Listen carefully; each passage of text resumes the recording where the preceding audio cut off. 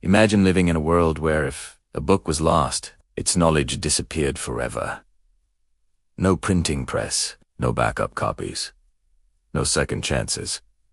Only ink and a steady hand. Welcome back to Go to Sleep Historian, where we step quietly into the past and uncover the forgotten rhythms of history. Tonight, we enter a silent stone room inside a medieval monastery, a place where civilization was preserved one letter at a time, before the printing press changed the world. Before books filled shelves across cities, every page had to be written by hand.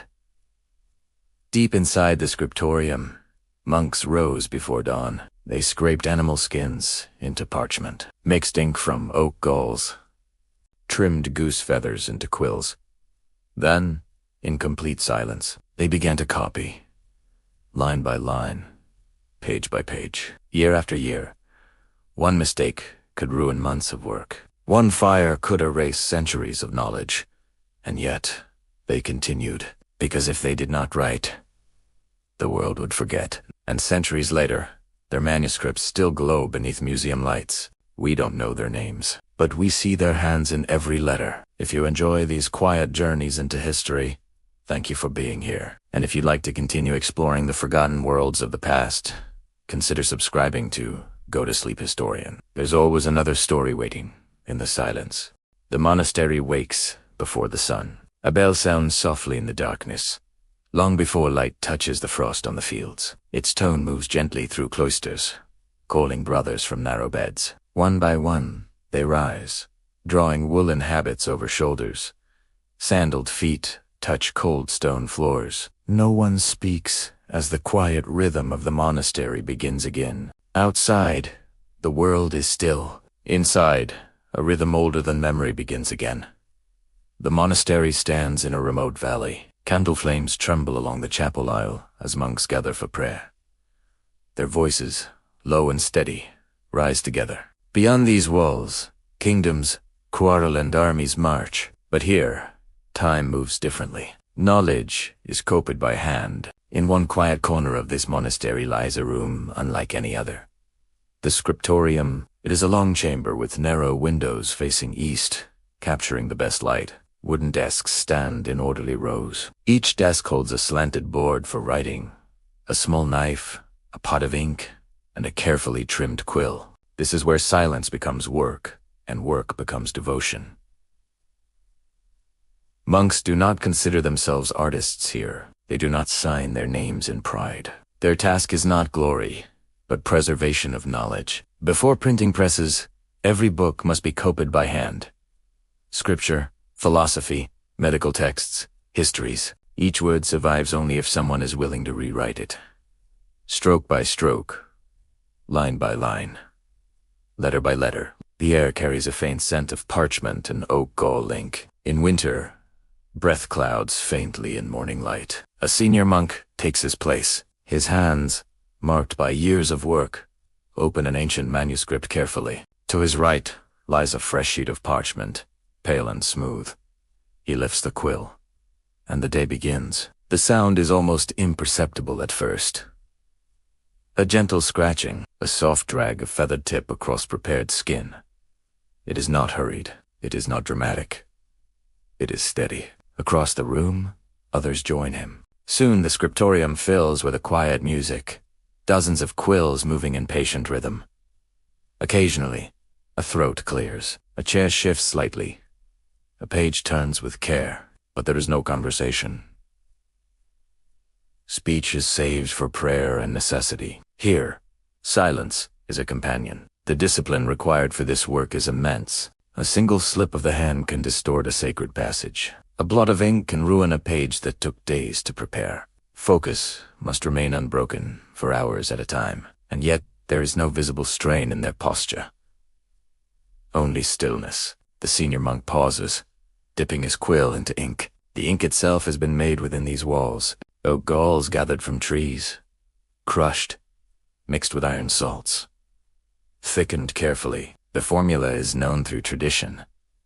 Even the tools are a part of the devotion. Outside the narrow windows, dawn slowly appears. The first pale light enters the room, illuminating the careful geometry of letters forming on each page. Latin script curves with deliberate grace. Each capital letter is measured, each margin aligned. Writing here is not rushed communication.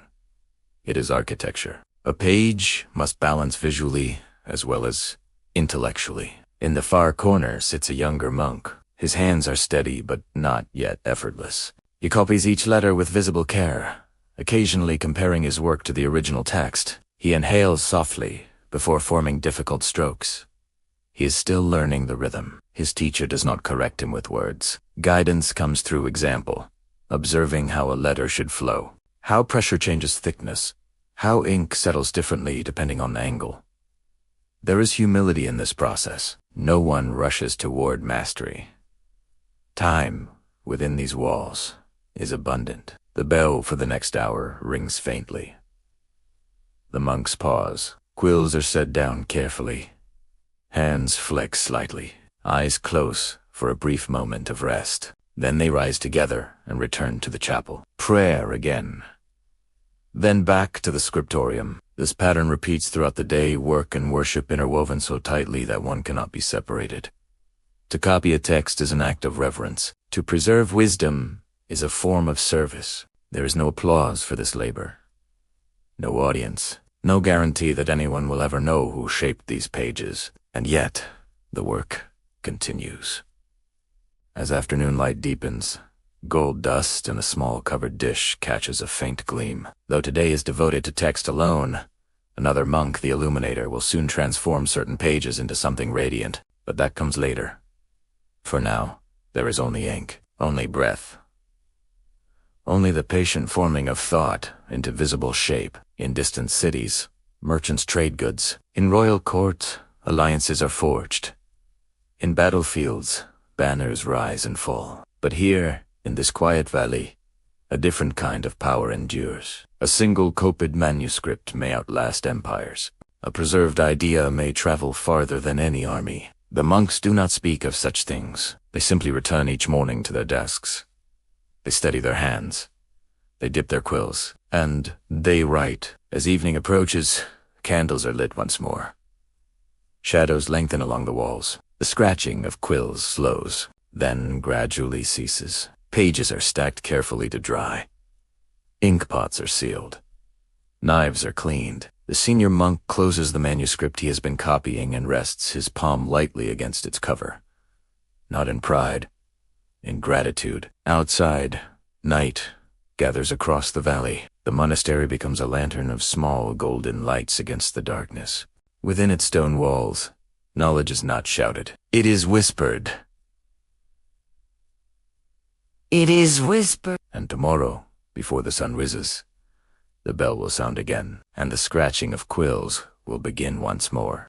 Long before books could be multiplied by the thousands, before presses thundered with ink and metal, before pages turned in the hands of millions, there was only the hand. In the centuries we now call the Middle Ages, a book was not an object one casually owned. It was not stacked on shelves or sold in busy markets. It was rare, precious, sometimes worth more than farmland. To possess a book was to hold something fragile and extraordinary, because every word inside it had been written by someone, slowly, deliberately, in careful silence. There was no printing press in Europe until the 15th century, no mechanical system to reproduce text in neat, identical copias. If a monastery wished to own the writings of a theologian, if a cathedral school desired a copy of scripture, if a physician hoped to study ancient medicine, someone had to copy it.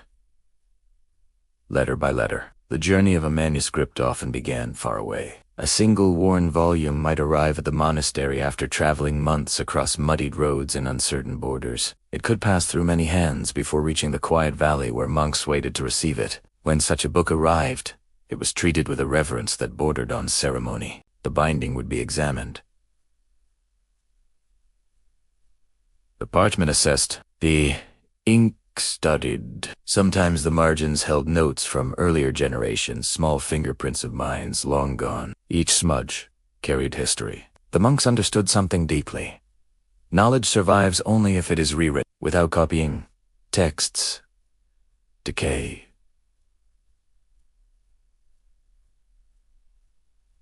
Parchment cracks.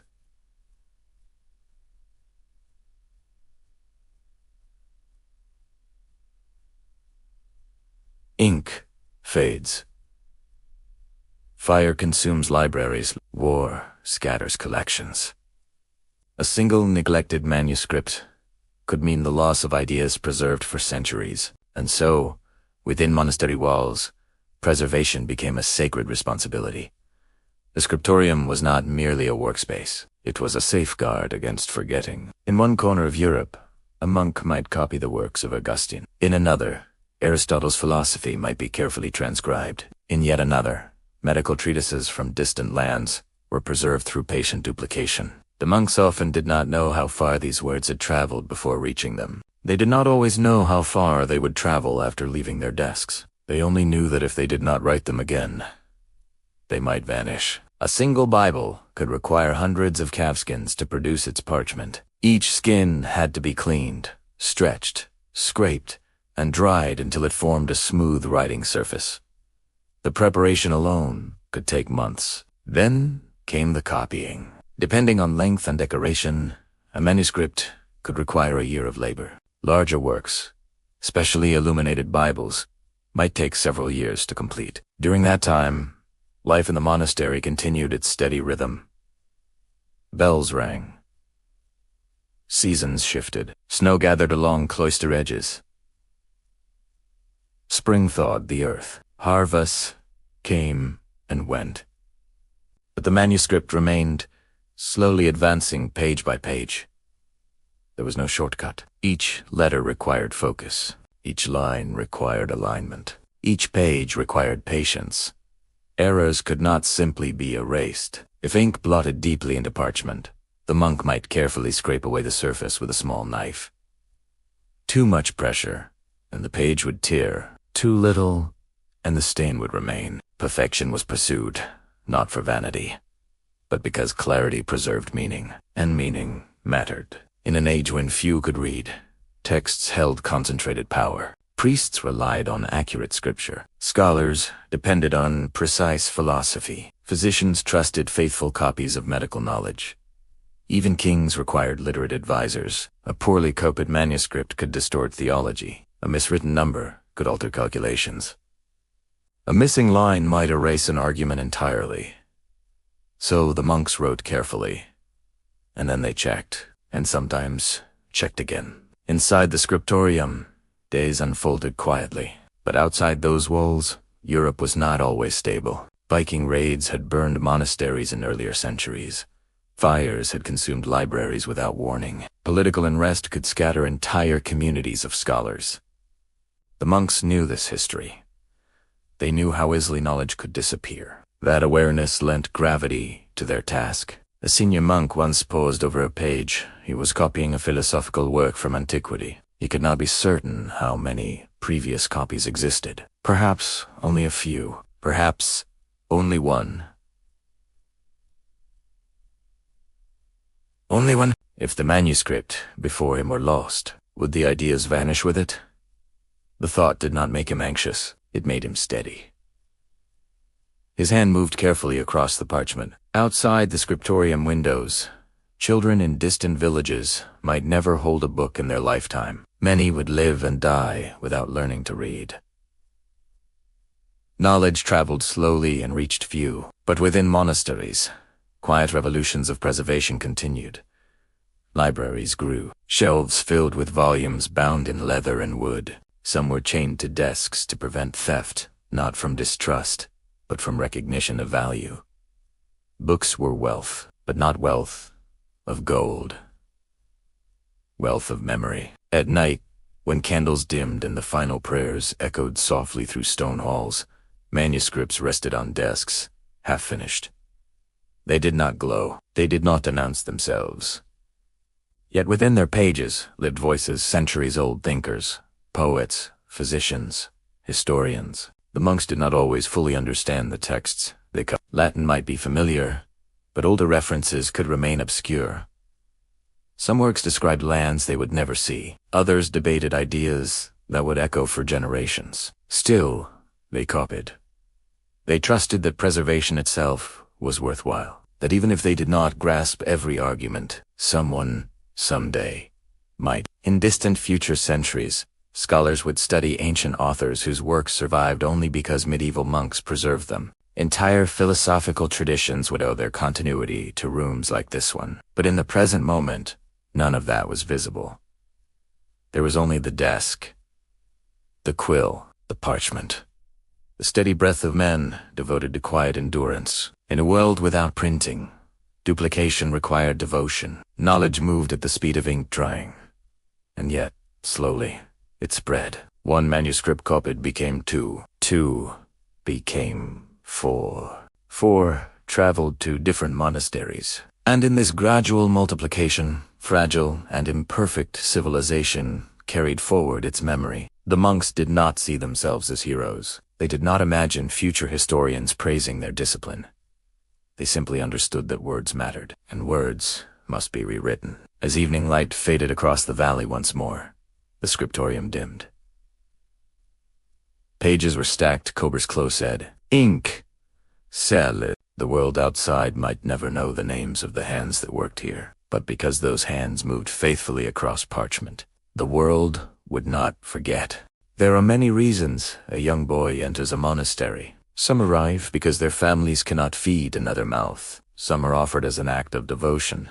Some come seeking education. And a few, though they may not yet have the words for it, come because they are drawn to stillness. On a late autumn morning, beneath a sky the color of pale wool, a young novice stands before the heavy wooden doors of the monastery. His cloak is too thin for the wind that moves across the valley. His hands are red from the cold, though he keeps them steady. Behind him, the world he has always known stretches outward, a small village, smoke rising from low roofs, fields already harvested. Ahead of him stands stone, ancient, quiet, unmoving. The doors open slowly. He steps inside. The air changes immediately. Inside, there is stillness, not emptiness, but something held. A monk greets him with a nod, not a smile. Not unkind, simply calm. The boy does not yet know that his days will soon follow a rhythm older than the village he left behind. He does not know that bells will mark his hours, that silence will shape his thoughts, that discipline will steady his hands. He only knows that he has arrived. The first weeks are filled with adjustment. He rises before dawn. When the bell echoes through dark corridors, he joins the brothers in prayer, his voice uncertain among theirs. He learns the schedule: prayer, study, work, more, prayer, simple meals, rest. There is little idle time. He is given basic tasks first: tending the garden, carrying water, assisting in the kitchen. His hands grow used to labor. His body adapts to early rising. The novelty fades, replaced by routine. And in the spaces between tasks, he notices something. A door at the end of a long hallway. Sometimes, when passing by, he hears a faint sound behind it. A soft scratching, like wind through dry grass. Curiosity grows slowly, like a candle flame finding strength. One afternoon, while carrying folded linens, he pauses longer than usual near that door. It stands slightly open. Light spills from within, not the golden flicker of candles alone, but pale daylight. He leans closer. Inside, he sees rows of desks, men bent over pages, quills moving. No one speaks. The sound he heard before is clearer now, feather tips brushing parchment in steady rhythm. A small knife scrapes lightly across a page. A page turns with care. The room feels different from the kitchen, from the fields, even from the chapel. It feels focused. A senior monk glances toward the doorway. Their eyes meet briefly. The boy straightens quickly, embarrassed at being seen. But the monk does not scold him. He only studies him for a moment, as though measuring something unseen, then returns to his work. That night, as the boy lies awake on his narrow bed, he hears the memory of that scratching sound in his mind. It is steady, intentional, important. Weeks pass. Winter approaches. One morning, after prayer, the abbot calls him forward. The boy kneels, unsure of what correction might follow, but none comes. Instead, he is assigned to assist in the scriptorium. His heart quickens. though his face remains composed. The first day inside the scriptorium feels like stepping into another world entirely. The air smells faintly of ink and parchment. Desks are arranged with precision. Windows capture what little winter light they can. Every object has its place. He is not given a quill. Not yet. Instead, he is taught preparation. He learns how parchment is smoothed with pumice stone, how guidelines are faintly scored into the page to ensure even lines, how ink must be stirred gently before use. He observes more than he acts. The monks at their desks move with patience that feels almost beyond human. No hurried gestures, only steady attention.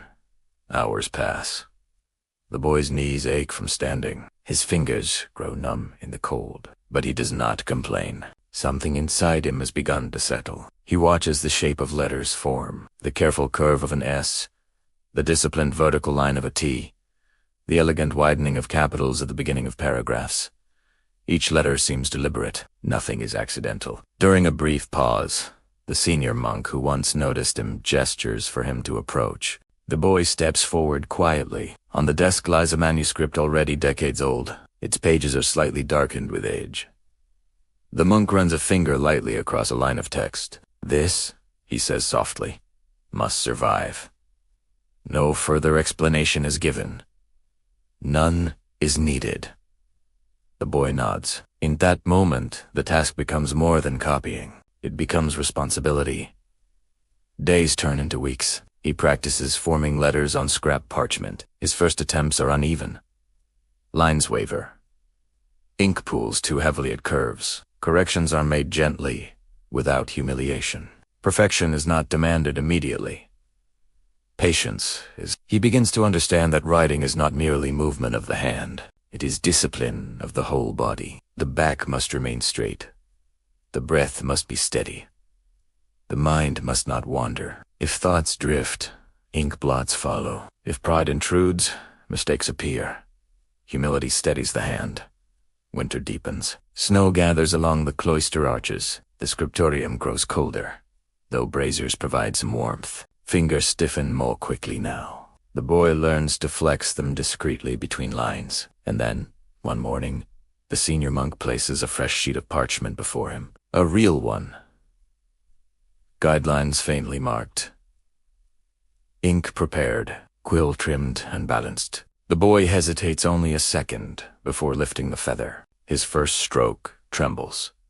The second steadies. The third finds rhythm. Across the page, a single line forms, imperfect, but legible. He pauses, studies it, inhales slowly, and continues.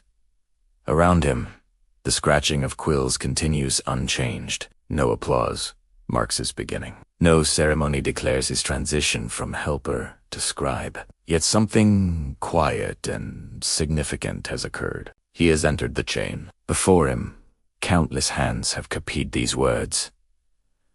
After him, others will do the same. He is now part of something that stretches backward into centuries and forward into futures he cannot imagine. Outside, snow falls gently across the valley. Inside, ink dries slowly on fresh parchment. The boy, no longer simply a novice, bends over his desk with growing steadiness. The calling he did not understand has found its shape, not in thunder, not in revelation, but in the soft, persistent sound of a quill moving across a page. The scriptorium is not the largest room in the monastery. It does not hold the grandeur of the chapel. It does not bustle like the kitchen or open wide like the courtyard. And yet, in its quiet way, it is the heart. Each morning, after prayer, the monks enter in near silence. The door closes softly behind them. The sounds of the outer world fade into stillness. The room itself is long and narrow. Its windows are positioned carefully along the eastern wall.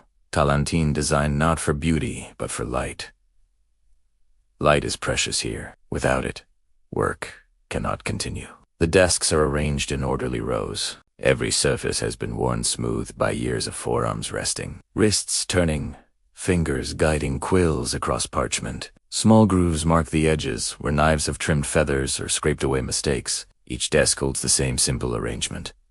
A slanted wooden board, a pot of dark ink, a sharpened penknife, a smooth stone for burnishing, and sometimes a small piece of cloth to wipe excess ink from the quill's tip. There is no decoration on the walls, no paintings, no banners. The beauty here lies on the pages themselves. When the monks take their places, they do so with familiarity. Some have sat at the same desk for decades. Others, younger, newer, still feel the quiet weight of the room settling around them. The novice has been assigned a seat near the center. From here, he can observe both the master scribes and the illuminator. He notices how differently each man holds his quill. One grips it lightly, almost delicately. Another steadies his hand with 2 fingers braced against the page. A third writes with slow, deliberate strokes, pausing frequently to compare his copy to the original text. There is no single method, only a shared commitment to precision. The day's work begins not with writing, but with preparation. The manuscripts being copied are carefully unwrapped. Their bindings creak softly as they are opened. The original text is placed on a stand to the left. The blank parchment rests to the right. The novice watches as the senior monk beside him uses a small lead point to mark faint guidelines across a fresh page. The lines are nearly invisible once ink covers them, but they ensure order, a quiet geometry beneath the words. Order is everything here. Margins must be respected. Letters must align. Paragraphs must begin with dignity. Even the space between words carries intention. Outside, clouds drift slowly across the morning sky. A thin winter sun brightens the valley in pale silver light. Inside the scriptorium, that same light falls gently across desks, illuminating the grain of wood and the fine texture of parchment. The scratching begins. At first, it is scattered, one quill moving, then another. Soon, it becomes steady. The sound is soft, but constant, like distant rain on leaves. The novice lowers his quill to the page. He has practiced enough now that his strokes no longer tremble. He forms the first letter carefully, pressing slightly harder on downward strokes, easing pressure on curves. Ink glistens briefly before settling into matte darkness. He inhales through his nose, slow and measured. Breath matters. Too shallow, and the body tightens. Too hurried, and the hand follows. In this room, writing is not separate from being. It is a discipline of the whole self. Hours pass with quiet regularity. Occasionally, a monk rises to stretch his back, walking slowly to the narrow window before returning to his seat. A small brazier glows faintly in one corner. The novice glances toward the far end of the room. There sits the illuminator. Unlike the scribes, whose work is mostly black ink upon pale parchment, the illuminator's desk holds small dishes of color.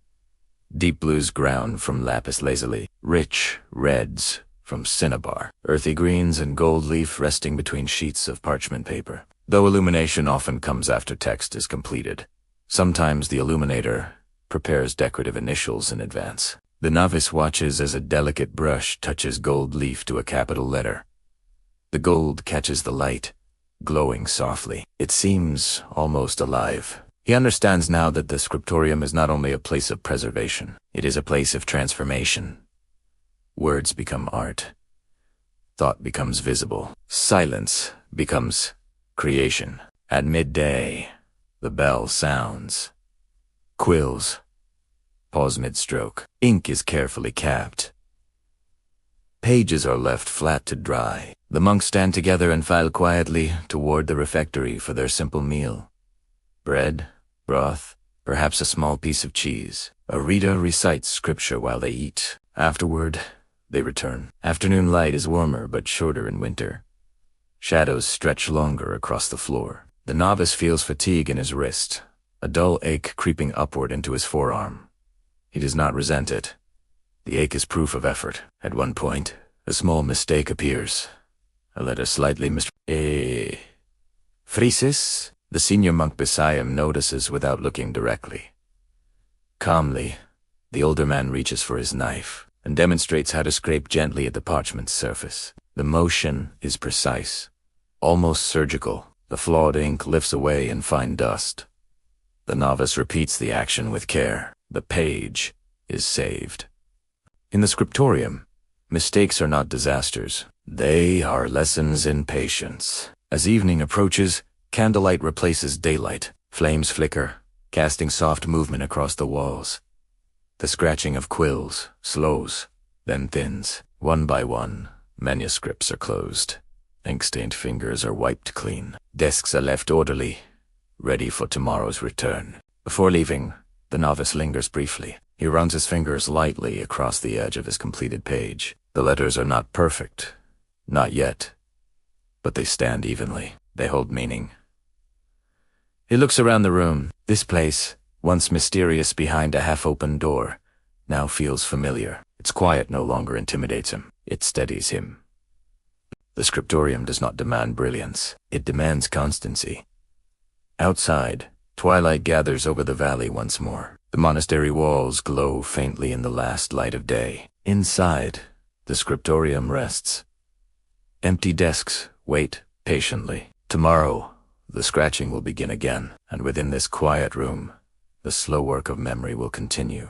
Before a single word is written, before ink darkens a line, before gold glimmers in candlelight, there is the page. And the page does not begin as paper. It begins as skin. Long before dawn, on certain days of the year, activity stirs beyond the monastery walls, not in the Scriptorium, but in a separate workshop where parchment is prepared. The process is slow, deliberate, and older than the monastery itself. The novice, now trusted with greater responsibilities, has been sent to observe. The air in this workshop is different. It carries the faint scent of lime and damp hide. Wooden frames line the walls, each strung tight with cords that stretch pale skins into smooth, drying sheets. Parchment is most often made from calf skin known as vellum, when especially fine. Though sheep or goat may also be used, the animals are not raised for books alone. Their hides are a byproduct of survival. Nothing is wasted. Still, transforming skin into something worthy of sacred text requires care. The novice watches as a monk lifts his soaked hide from a vat. It has rested in lime water for days, loosening hair and impurities. With a curved blade, the monk scrapes steadily across its surface, removing what does not belong. The motion is rhythmic, firm, but not violent. Each scrape reveals a cleaner, smoother layer beneath. The novice notes how patient the process is. There is no rushing. Too much pressure tears the skin. Too little leaves imperfections. Even here, before ink ever touches surface, balance is essential. After scraping, the hide is stretched tightly across a wooden frame, using cords threaded through small holes around its edge. As it dries, tension smooths it further. The cords are adjusted repeatedly to maintain even pressure. Days pass before it is ready. The novice runs his fingertips lightly across a dried sheet. It is cool, slightly textured, strong, yet delicate. He understands now that each page in the Scriptorium represents not only hours of writing, but days of preparation before that. Each manuscript carries within it the labor of many hands. Back in the Scriptorium, once parchment sheets are trimmed to uniform size, another layer of preparation begins. Using a smooth stone, monks polish the surface, creating a receptive texture for ink.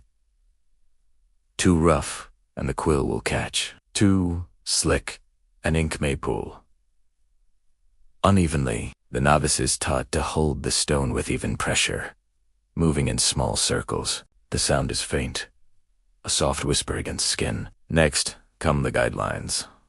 With a stylus or lead point, faint horizontal lines are scored across the page. They are nearly invisible unless caught in certain light. Vertical margins are measured carefully to frame the text. Geometry shapes thought.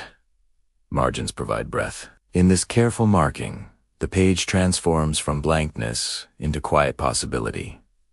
There is something almost sacred in this stage. Before words claim the surface, before ideas take shape, there is silence. Potential waits patiently. The novice begins to sense that preparation itself is a form of devotion. He recalls how, as a child, he once believed writing began with ink. Now, he knows it begins much earlier, with animals grazing in fields, with soaking vats, with scraping blades, with drying frames in cold air. Books are not born from convenience. They are assembled from the world itself. One afternoon, as winter sunlight filters through the narrow windows, the senior monk places 2 sheets before him. "Choose," he says softly.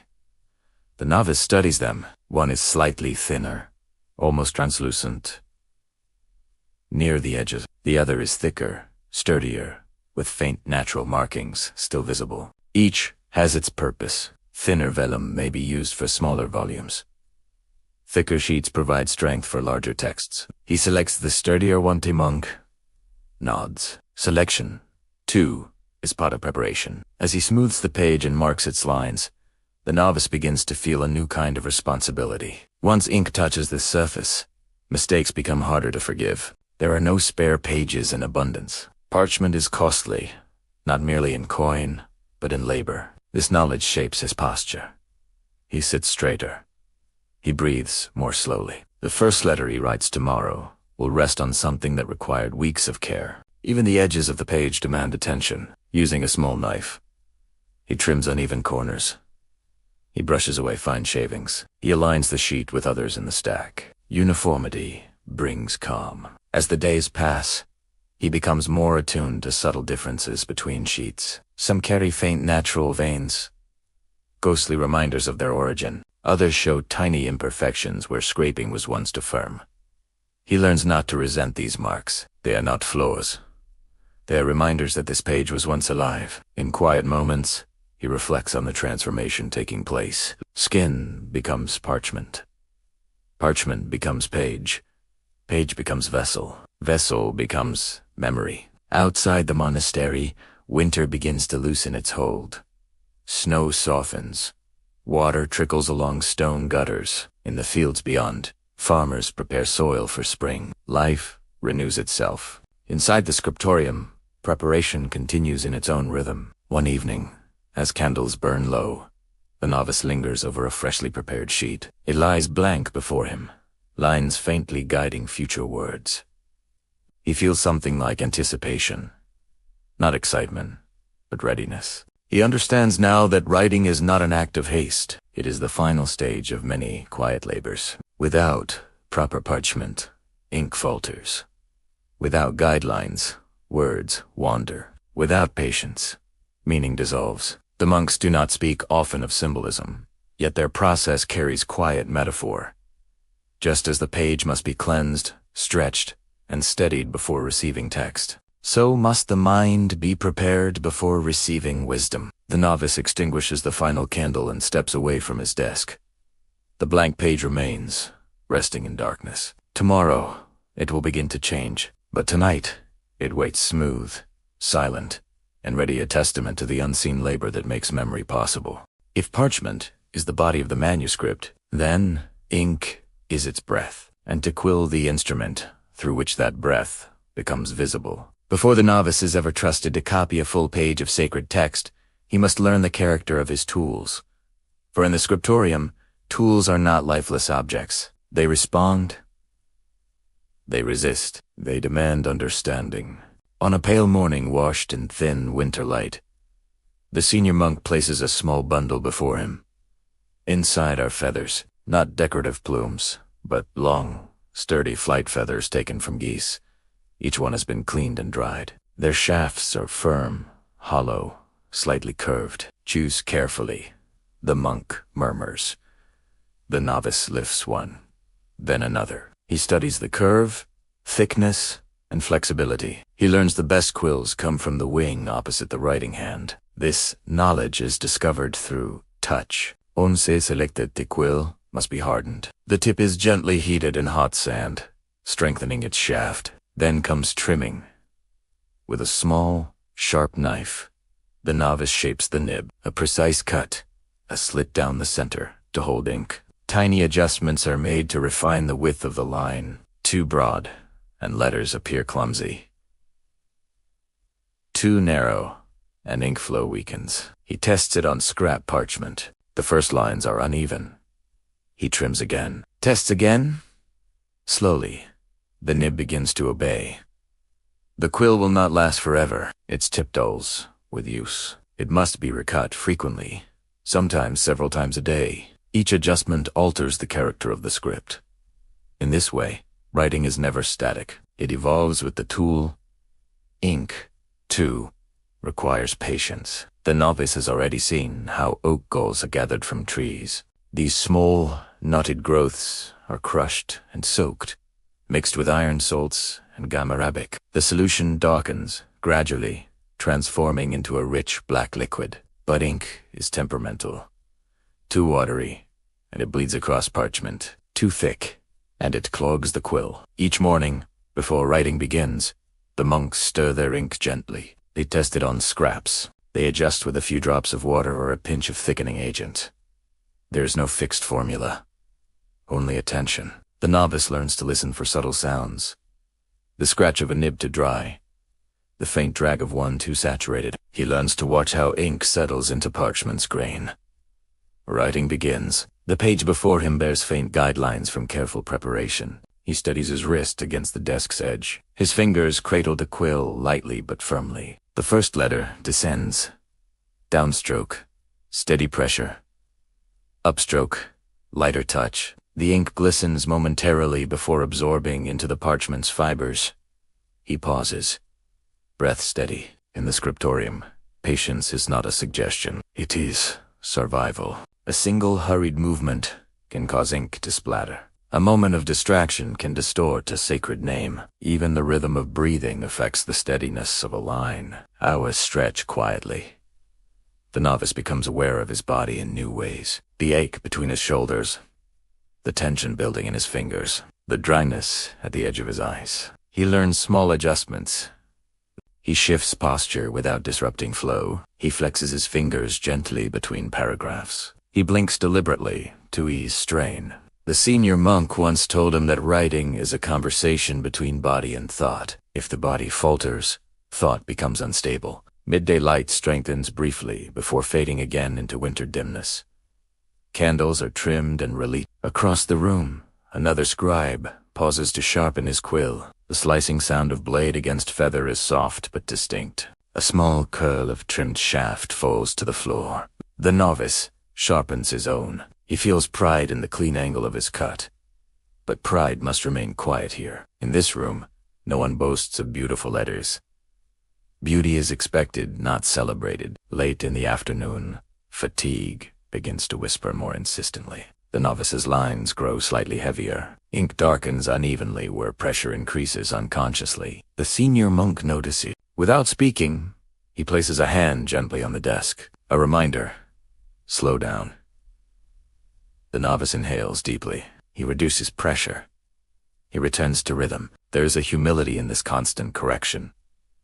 Writing demands surrender to repetition. Ego dissolves in steady strokes. Outside, the world moves quickly by comparison. Markets bustle. Messengers ride between cities. Bargains are struck in urgent voices. But here, each letter requires the time it requires. No faster, no slower. As twilight approaches, the novice dips his quill once more and finishes the final line of the day. He carefully draws a small flourish at the end of the paragraph, not elaborate, but balanced. He sets the quill down. Ink dries slowly. He studies the page. There are imperfections. A letter slightly narrower than intended. A line fractionally heavier at its midpoint. But overall, the script flows. It breathes evenly. The senior monk nods once approval without excess. The tools are cleaned carefully. Quills are wiped. Ink pots sealed. Knife blades inspected and set aside. Even tools must rest. As the monks leave the Scriptorium, the novice lingers a moment longer. He runs his fingers lightly over the hardened tip of his quill. This simple feather, once part of a living bird, has become an instrument of preservation. Through it, ideas travel across centuries. He reflects on how fragile the process truly is. If ink is mixed poorly, words fade. If quills are cut carelessly, letters distort. If patience is lost, meaning suffers. Civilization rests not only on grand events, but on steady hands. Outside, night settles gently across the valley. The monastery windows glow faintly against darkness. Tomorrow, the novice will trim another quill, stir another pot of ink, steady his breath once more. And in that quiet repetition, He will continue learning the discipline that transforms feather and liquid into enduring thought. In the Scriptorium, ink is more than pigment. It is memory made visible, and patience is the quiet force that keeps it alive. Perfection is the silent companion of every scribe. It sits beside him at the desk. It watches each stroke. It waits for weakness. And eventually, weakness comes. The morning begins, as all others do.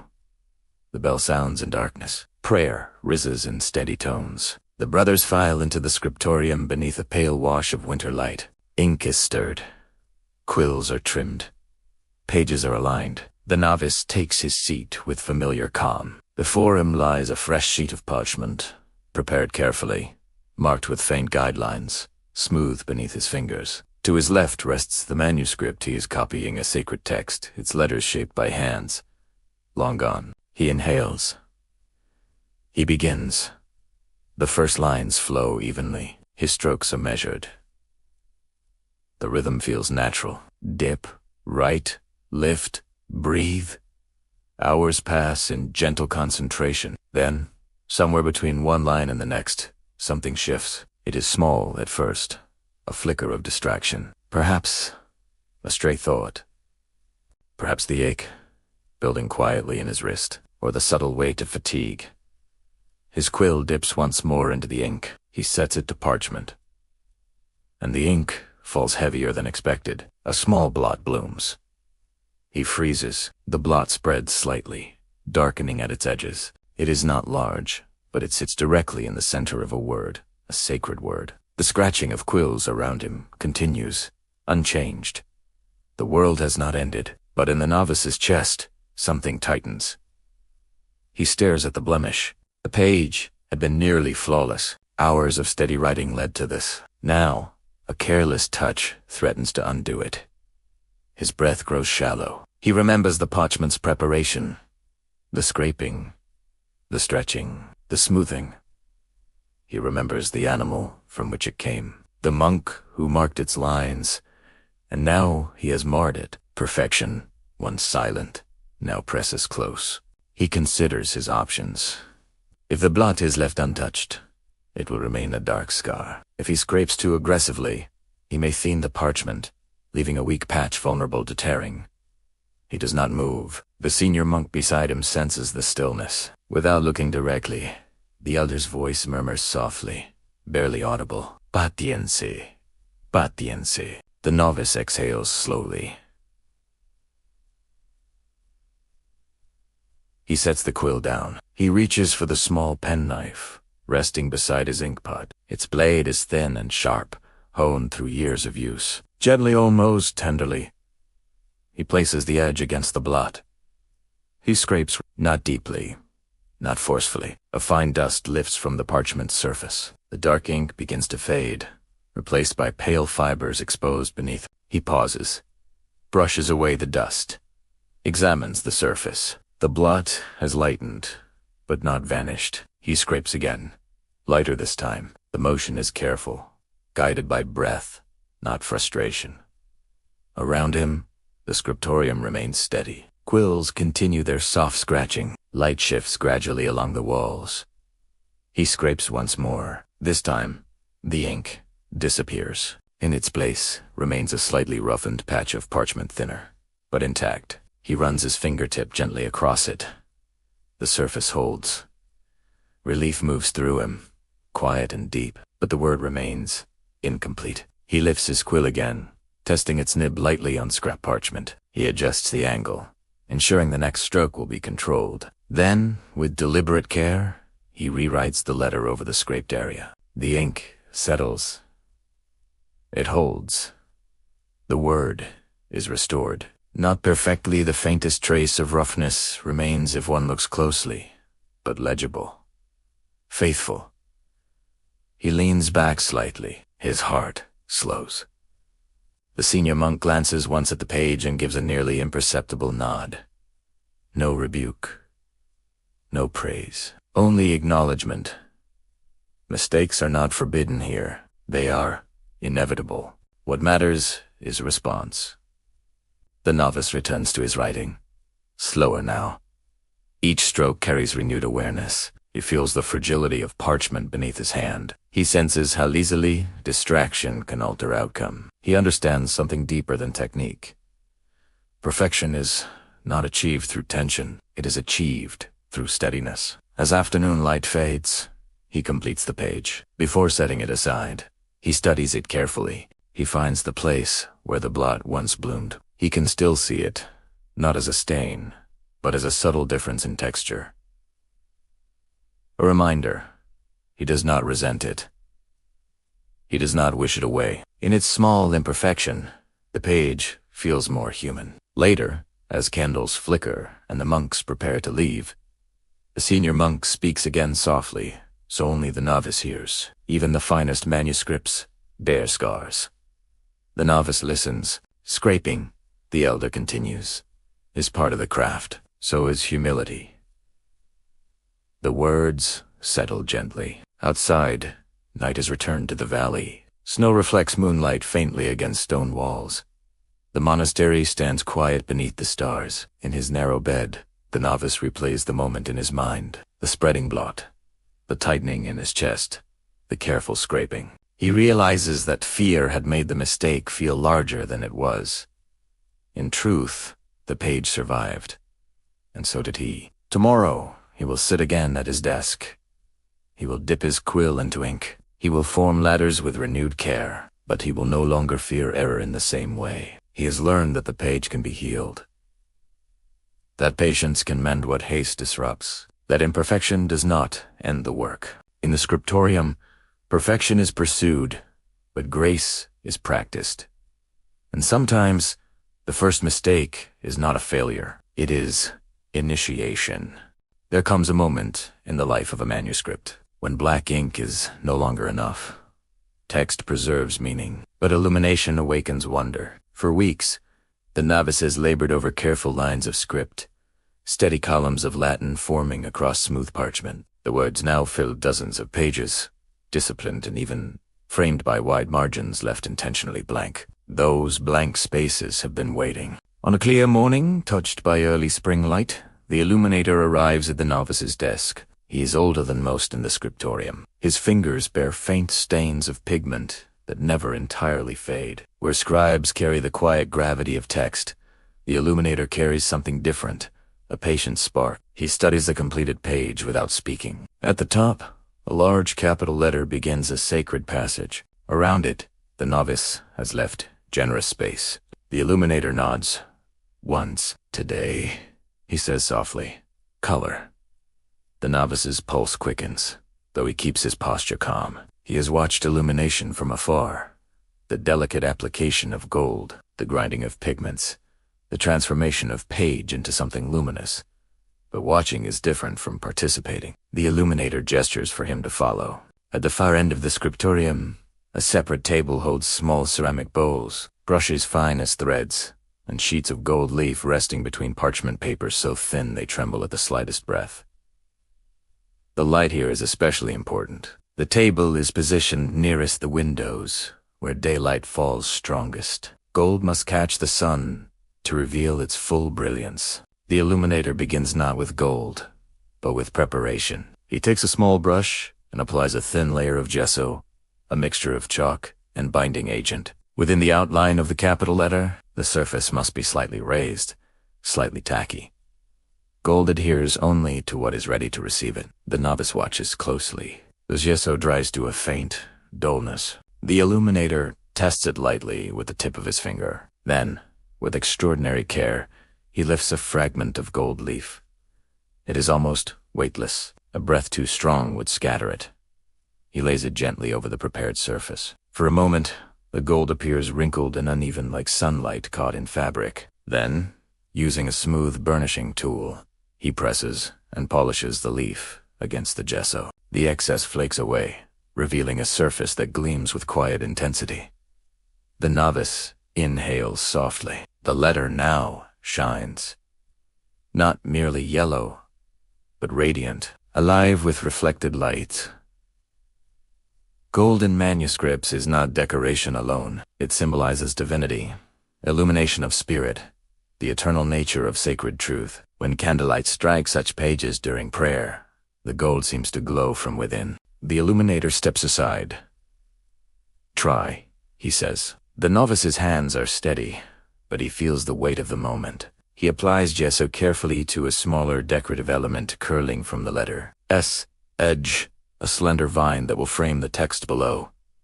He waits. Patience again. When the time comes, he lifts the gold leaf. It trembles slightly between his fingers. He lowers it gently. For a heartbeat, he fears it will tear. But it settles. He burnishes softly. The gold smooths into place. A quiet warmth fills him, not pride, but awe. The page is changing. Where once there was only black script in pale parchment, now light gathers. But illumination does not end with gold. The illuminator opens small containers of pigment. Blue, deep and luminous, ground from lapis lazuli, imported from distant lands. Red, vibrant from cinnabar. Green from malachite. Yellow from saffron or ochre. Each color has been prepared carefully, mixed with binding agents to ensure it adheres to parchment without cracking. The novice learns to hold the brush delicately. Unlike the firm strokes of a quill, illumination requires lightness. A gentle layering of pigment. He traces fine tendrils extending from the capital letter. Leaves unfold along curling stems. Tiny blossoms bloom in red and blue. The work is slow. One slip of the brush could smear gold or stain text. Hours pass. In near silence, broken only by the faint scratch of quills continuing across the room and the soft tap of brush handles against ceramic bowls, the novice begins to notice how illumination transforms the mood of the page. The text remains disciplined, orderly, but the colors invite contemplation. They draw the eye inward. They create a frame around meaning. In the margin, the illuminator sketches a small figure, not elaborate, but symbolic. A tiny bird perched among vines. A reminder of spiritual ascent, a quiet metaphor. Such marginalia often carry layered meanings, lessons hidden within ornament. As afternoon light shifts, the gold leaf catches new angles of brightness. It reflects against the novice's cheek as he leans closer. He feels as though he is not merely decorating a page, but breathing life into it. When at last they step back, the transformation is undeniable. The manuscript no longer feels like a collection of words alone. It feels sacred.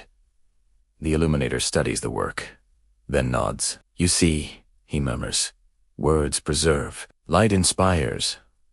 The novice considers this. Black ink carries thought, gold carries reverence. Together, they form something greater than either alone. As evening approaches, the illuminated page is set aside carefully to dry. It must not be stacked yet. Pigments need time to settle. The novice lingers a moment longer, watching the gold shimmer in candlelight. He recalls his first days in the Scriptorium, when the room felt austere, almost severe in its simplicity. Now he understands that beneath the discipline lies beauty. Not loud, not excessive, but intentional. Outside, spring continues its quiet arrival. Buds form on trees. The valley softens from winter's grip. Inside the monastery, a different blossoming has begun. The novice returns to his narrow bed that night with traces of pigment still faintly marking his fingers. He does not attempt to wash them away entirely. They are proof that he has moved beyond mere copying, that he has touched light. Tomorrow, more pages will await illumination. More gold will shimmer against parchment. And in the Scriptorium, beneath steady hands and patient breath, words will continue to glow, not only with meaning, but with radiance. At first glance, the margins of a manuscript seem empty. Wide, quiet borders of pale parchment surrounding disciplined lines of text. Just breathing room for the eye. But if you look closer, over time, those margins begin to speak. It starts gradually. A small vine curling from the edge of a capital letter. A tiny creature perched at the bottom of a page. A face peering playfully from behind a column of script. What once appeared merely ornamental begins to reveal its true purpose. This is the art of illumination. And it's not just about gold and color. It's a visual language, woven right alongside the written words. Imagine a novice in a medieval scriptorium, a workshop for creating these incredible books. Soft spring light filters through the windows. The master illuminator beckons him closer. Before them lies a nearly completed page. The sacred text flows evenly across the center, but in the margins, faint outlines have been sketched in pale ink. "What do you see?" the illuminator asks. The novice leans in. A twisting vine frames the text, its leaves unfurling in a deliberate rhythm. Within the vine's loops, small creatures emerge: a rabbit, mid-leap, a bird lifting its wings, a serpent coiled in subtle motion. He hesitates. Decoration. He offers softly. The illuminator smiles. "Teachin'." The novice looks again, this time with new eyes. The rabbit, he learns, can symbolize vigilance, ever watchful quit, to flee danger. The bird often represents the soul ascending to heaven, and the serpent, depending on the context, might mean wisdom or temptation.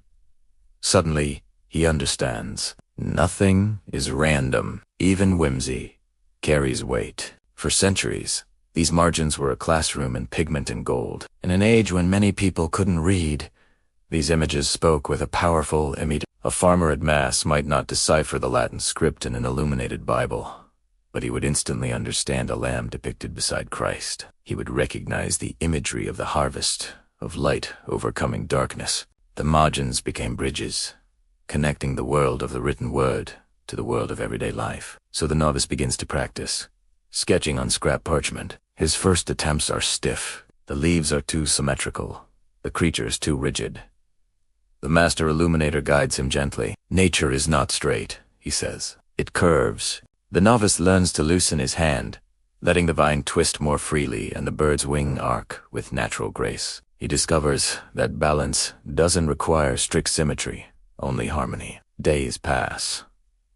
He learns the language of color: red for sacrifice, blue for divinity, green for renewal. Gold, of course, frames the holy. Even the placement of an image carries meaning. High on the page might signify the heavens, while low on the page could represent the earthly realm. In one manuscript, they illuminate the story of creation. At the top margin, golden light radiates outward. Below, the earth and sea unfold in bands of color, and in the lower corner, a small human figure stands, dwarfed by the sheer vastness of it all. The novice feels a sense of awe, not just from the text, but from the entire composition. Another day, they illustrate a parable. In Tamarji, a tiny shepherd tends his flock among rolling hills, stylized with repeating curves. The trees bear leaves shaped like teardrops. The simplicity makes the message crystal clear. Shepherd, flock, care. He begins to see that illumination is theology in pigment. It doesn't compete with the text.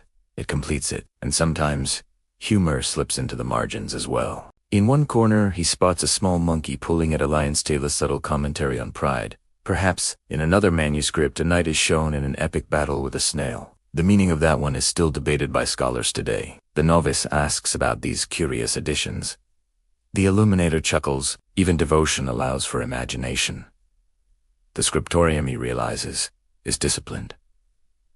But it is also alive. Often, these marginal images reflected local life. A farmer plowing a field, a baker kneading dough, a fisherman casting his net. These familiar scenes anchored sacred stories within the viewer's own experience. The monks, though separated from village life, were keen observers, translating daily routines into powerful symbolic reminders. As the seasons change outside the monastery walls, the novice spends long hours mastering delicate brushwork. He learns to outline forms lightly before applying pigment, and studies how shadows create depth, even in a tiny space. He discovers that the margins demand just as much patience and skill as the central script. A vine that curls too far can crowd the text. A creature drawn too large can disrupt the page's delicate balance. Restraint is as vital as creativity. One afternoon, while illuminating a psalm, the novice hesitates over an empty lower corner. It feels incomplete. He considers adding another vine, but instead, he sketches a small, simple image. A seed just beginning to sprout. A green shoot breaking through the soil. Subtle, hopeful. The master illuminator studies it for a long moment, then nods. Growth, he murmurs.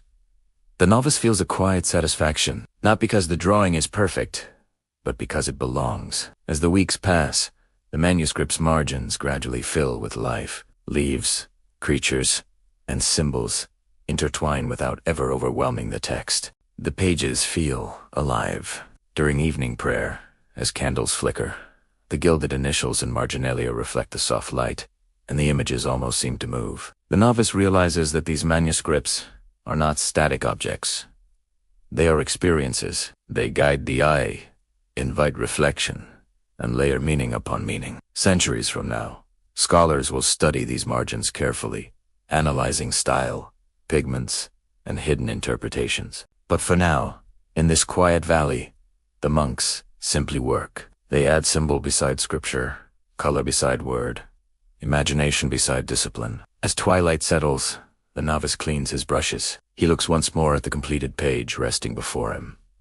The text stands firm and even, and all around it, life curls gently in the margins. He understands now. The preservation of knowledge isn't just about copying words. It is about care. It is about interpretation. It is the quiet, beautiful art of framing truth in ways that both the eye and the heart can receive. And in those margins, the silent symbols continue speaking, long after the ink has dried. Winter does not arrive suddenly. It approaches slowly in shorter afternoons, in sharper air at dawn, in the way light lingers less confidently on stone walls. Inside the monastery, the rhythm remains unchanged. But the season alters everything. By the time deep winter settles over the valley, frost traces delicate patterns along the narrow windows of the Scriptorium. Snow gathers in quiet drifts against the outer cloisters. The fields beyond lie pale and still. The novice wakes before dawn to a cold that seeps through wool and bone alike. The bell sounds as always steady, unwavering, though breath now clouds visibly in the dark corridor as the brothers move toward prayer. The chapel is colder in winter. Stone holds the chill. Voices rise in him, thin but resolute. After prayer, they entered the Scriptorium. The air inside is no warmer. A small brazier glows in the corner, its embers offering modest comfort, but it cannot fully defeat the cold pressing against thick walls. Winter changes the way they work. Light becomes precious beyond measure. Days are shorter now. The sun rises late and sets early, its arc shallow and fleeting. Windows that once flooded the room with gentle brightness now admit only pale, hesitant light. Candles must be used more often, and candles require wax. Wax requires bees. Even illumination depends on summer's labor. The novice takes his seat, flexing his fingers discreetly to coax warmth into them. Cold stiffens joints. It slows ink flow. Attempts haste for one longs to finish and retreat toward whatever warmth may be found. But haste is dangerous. He dips his quill. The ink feels thicker in winter air. It moves more slowly along the slit of the nib. He adjusts with a drop of water, stirring carefully. Each stroke demands greater intention. When fingers numb, letters falter. He presses his hands briefly near the brazier before returning to the page. Across the room, the illuminator works more cautiously now. Pigments behave differently in cold. Gold leaf becomes brittle, less forgiving. Even breath must be controlled. A stray exhale can lift delicate sheets of gold from the desk. The Scriptorium is quieter in winter, not because fewer quills move, but because sound seems absorbed by the cold itself. Scratching becomes softer. Coughs are muffled in sleeves. The novice notices how the senior monks adapt. They write slightly slower, conserving warmth and focus. They pause more frequently to rest their eyes in dim light. One afternoon, clouds gather heavily overhead, darkening the valley earlier than expected. Dayroom dims. Candles are lit sooner than usual. Their flames flicker in drafts that slip beneath doors. Shadows lengthen along the desks. The novice leans closer to his parchment, careful not to cast his own shadow across the lines. The gold leaf on a nearby page glows warmly against surrounding gloom. Small suns against winter-esque gray. Outside, wind begins to move. It rattles faintly against shutters. Snow falls again, quiet and persistent. Within the monastery walls, work continues. Winter teaches indoor. In summer, writing feels almost effortless. Light abundant, air gentle. In autumn, rhythm deepens, with harvest calm. But winter tests constancy. The novice feels it most in the late afternoon hours, when light fades and fatigue grows heavier. His shoulders ache more quickly. His eyes strain in dimness. Once, his quill hesitates mid-stroke. Not from distraction, but from weariness. He pauses, breathes. The senior monk beside him speaks softly. Even winter serves. The novice reflects on this. Outside, fields rest beneath snow. Seeds lie dormant. Trees stand stripped of leaves. Rest is not absence. It is preparation. He straightens slightly and resumes writing. In the weeks that follow, snow deepens across the valley. Supplies must be managed carefully. Parchment stored away from dampness.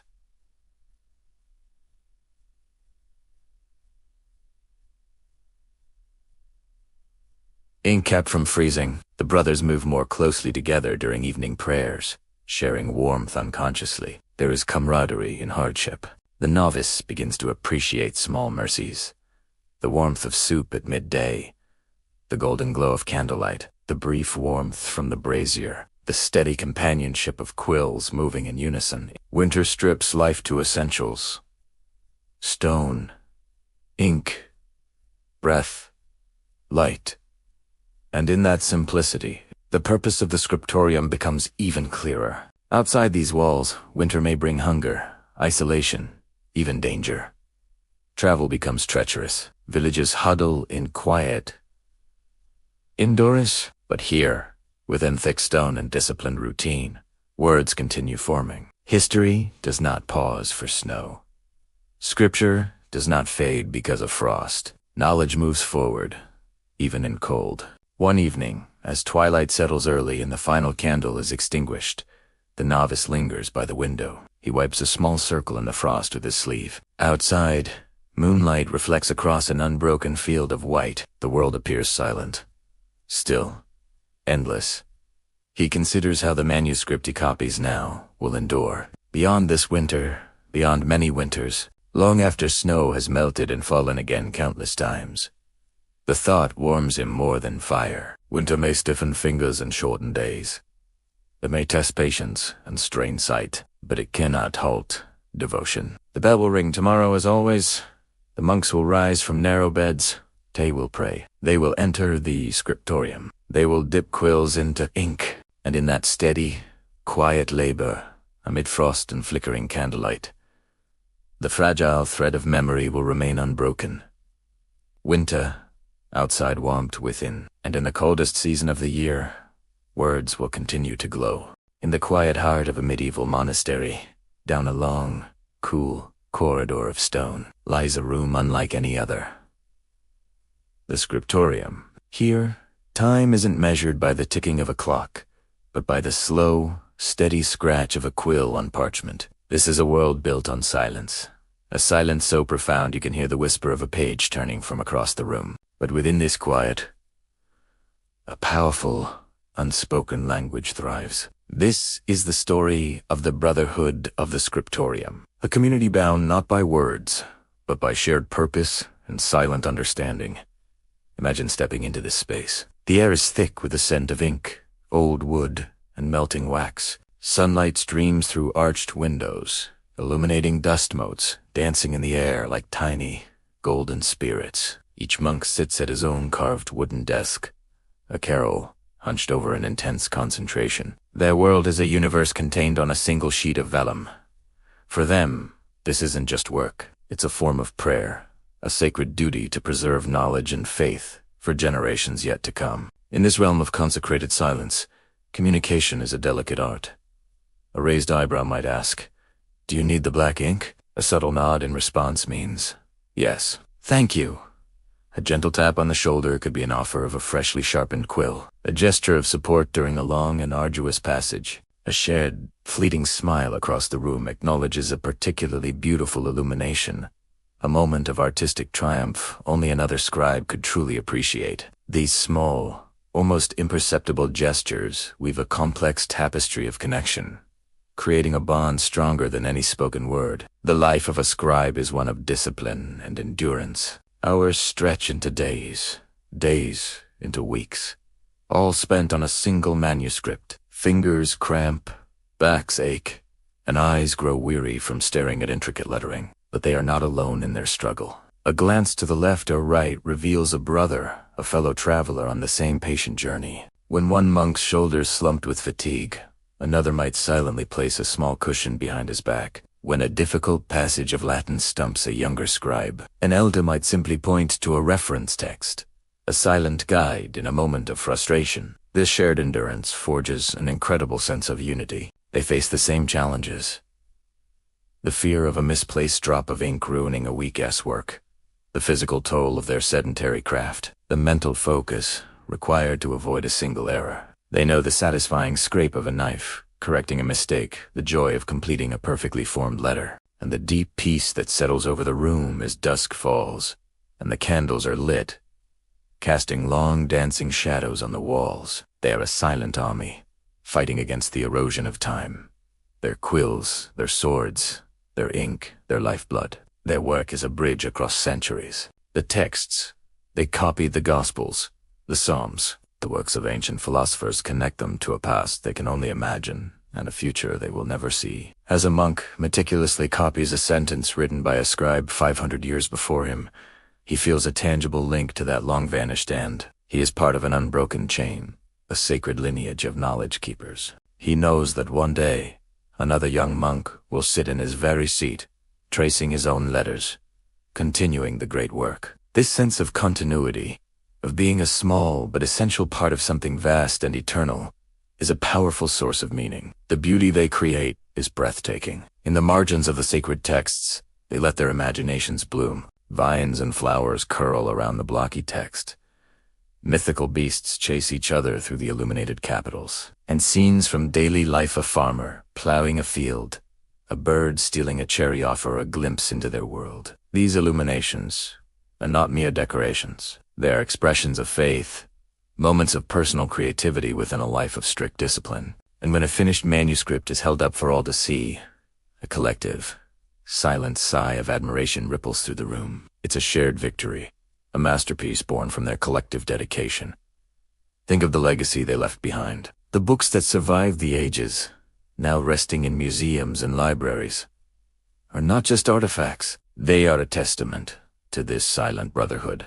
Every stroke of the pen, every vibrant pigment, every perfectly aligned word is infused with the spirit of the Scriptorium. When we look at these manuscripts, we are not just seeing texts. We are witnessing the physical manifestation of community, devotion, and a profound, silent love for knowledge. Life in the Scriptorium was not about individual glory. It was about contributing to a collective whole. The names of most of these scribes are lost to history. They didn't sign their work. Their reward was not fame, but the knowledge that they had served their purpose, that they had kept the flame of learning alive for one more generation. Their identity was subsumed into the brotherhood, their individual efforts woven into a magnificent, anonymous legacy. So the next time you see an ancient, handwritten book, take a moment.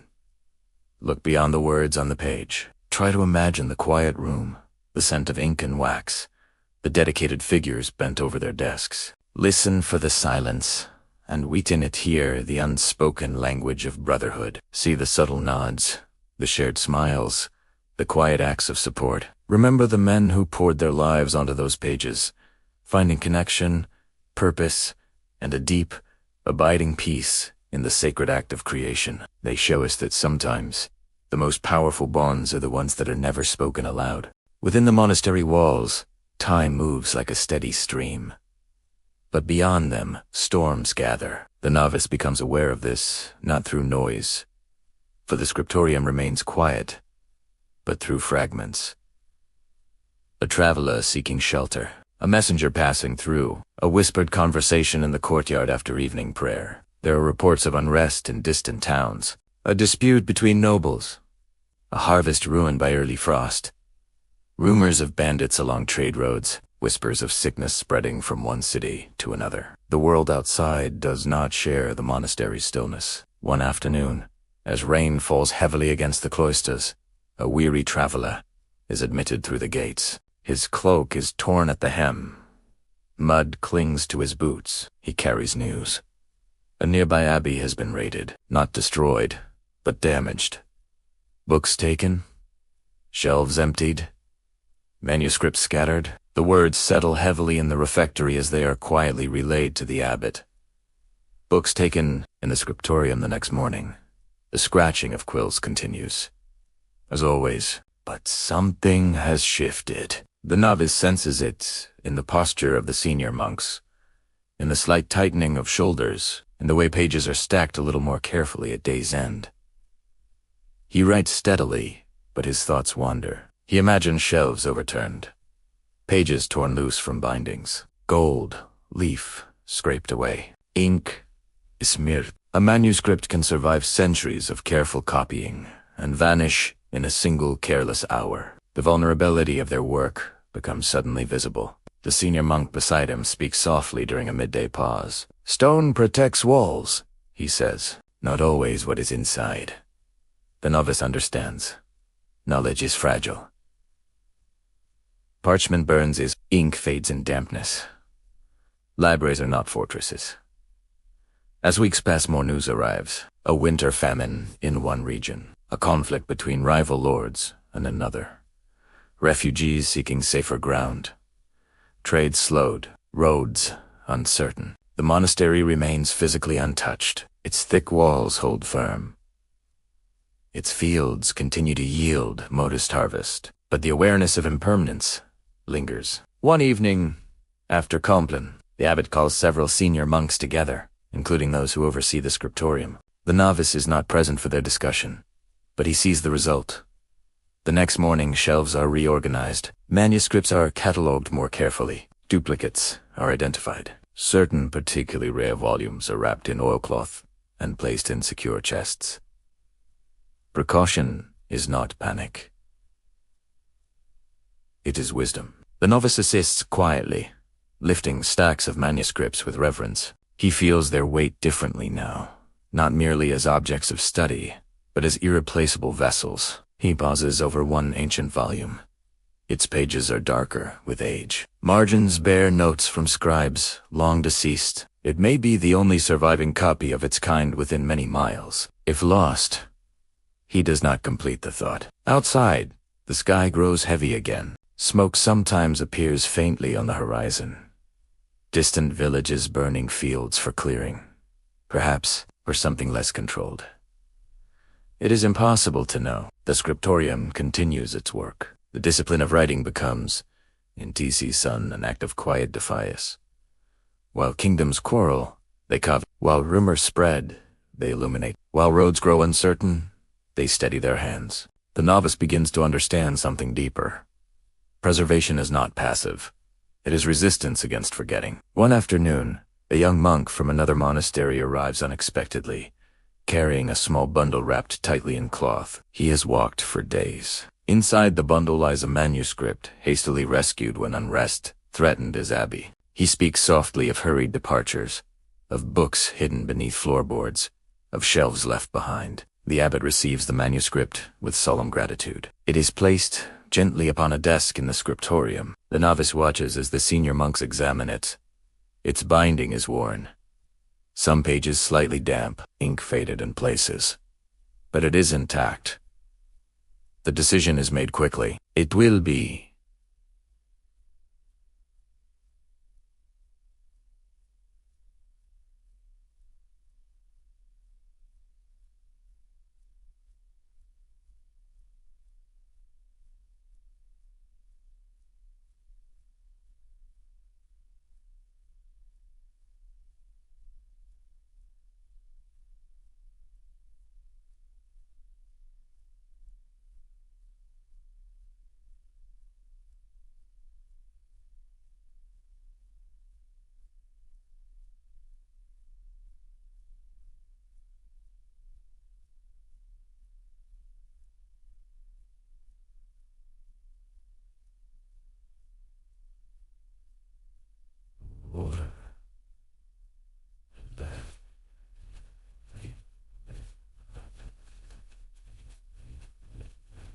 Without delay, the novice feels a surge of purpose. This is why they write, not merely to fill shelves, but to guard against disappearance. As days lengthen into early summer, tension outside the monastery ebbs and flows. Some rumors prove exaggerated, others carry truth. But the lesson remains: nothing built by human hands is immune to loss. Even stone crumbles. Even gold dulls, but words, rewritten again and again, endure. One evening, as the novice closes his manuscript and prepares to leave the scriptorium, he lingers at the window.